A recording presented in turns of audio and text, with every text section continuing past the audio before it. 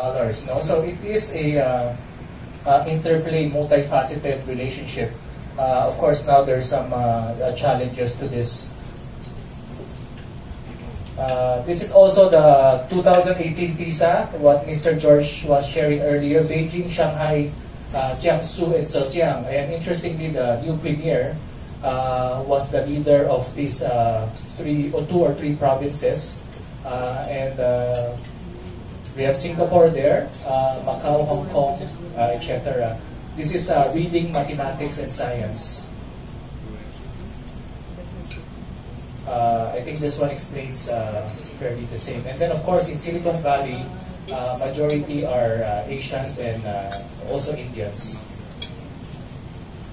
This one also helps give perspective. This is an economist graphics to show that each of the provinces of China is actually equivalent to a GDP country in the world, no? And this is perspective gives us a market perspective that we can have a tremendous opportunity. We don't even have to look at China as a macro or a one piece. No? We can look at it by province in terms of market strategies for our businesses. On the population side, we have Philippines, 100+ million, is as big as the province of Guangzhou.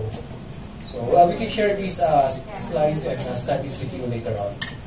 So we'll go back to Senator Mr. George. Yes. Yes.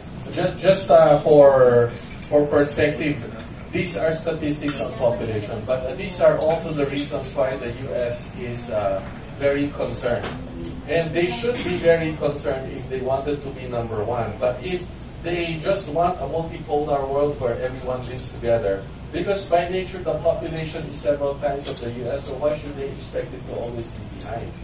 No? So if you're going to be fair about it, then it shouldn't be that you have to be number one. You just have to have your place in the stand. But the objective here, we're seeing that with the number of graduates not only being several times, 10 times that of the U.S., but the number of STEM graduates as a proportion being also much higher, that means the number of people involved in sciences is higher. And we might say that's for education. And it is true by most measures that the U.S. has the highest quality, average quality yet in the major institutions. But by several measures, the catch-up is already there, because in terms of research papers, the number of PhD research papers of an international quality has been surpassed by China has surpassed the U.S. already 4 or 5 years ago. But they have another criteria. How often are these research papers referred to by others, which is an indication of the quality. Kapag hindi ka binabasa ng iba, ibig sabihin, hindi napakaganda ang quality mo. So, China was way behind. Even though they had already higher number of papers, the reference by third parties is like a 10th.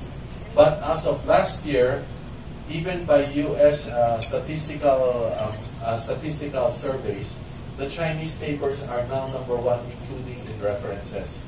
No? So this is just to indicate, and we can benefit from this, not just from this, because India is also coming on fast. Thank you.